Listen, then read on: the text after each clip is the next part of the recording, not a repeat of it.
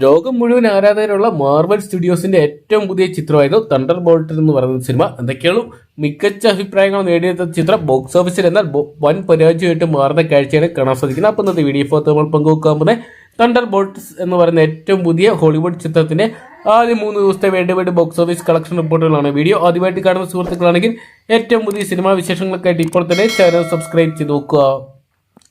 Florence book, David harbour, Sebastian Stan തുടങ്ങിയ കേന്ദ്ര കഥാപാത്രയ്ക്ക് ജെക് ഷിറർ direct ചെയ്ത ചിത്രമായിരുന്നു തണ്ടർ ബോൾട്ട്സ് എന്ന് പറയുന്ന സിനിമ. ചിത്രത്തിന് മികച്ച അഭിപ്രായങ്ങൾ നേടിയെടുക്കാൻ സാധിക്കുന്നുണ്ടെങ്കിലും ബോക്സ് ഓഫീസിൽ വലിയ ചലനങ്ങളൊന്നും തന്നെ സൃഷ്ടിക്കാൻ സാധിക്കുന്നില്ല.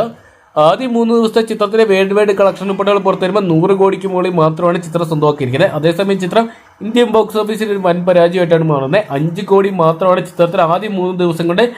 അതേസമയം ചിത്രത്തിന് ഇന്ത്യൻ ബോക്സ് ഓഫീസിനായിട്ട് ഏകദേശം 8 കോടിക്ക് മുകളിലുള്ള കളക്ഷൻ മാത്രമാണ് സ്വന്തമാക്കാൻ സാധിച്ചിരിക്കുന്നത്. എന്തൊക്കെയാണ് ആദ്യ 3 ദിവസത്തെ കണക്കുകൾ പുറത്തു വരുമ്പോൾ 8 കോടി 34 ലക്ഷം രൂപ ചിത്രം സ്വന്തമാക്കിയിട്ടുണ്ട്.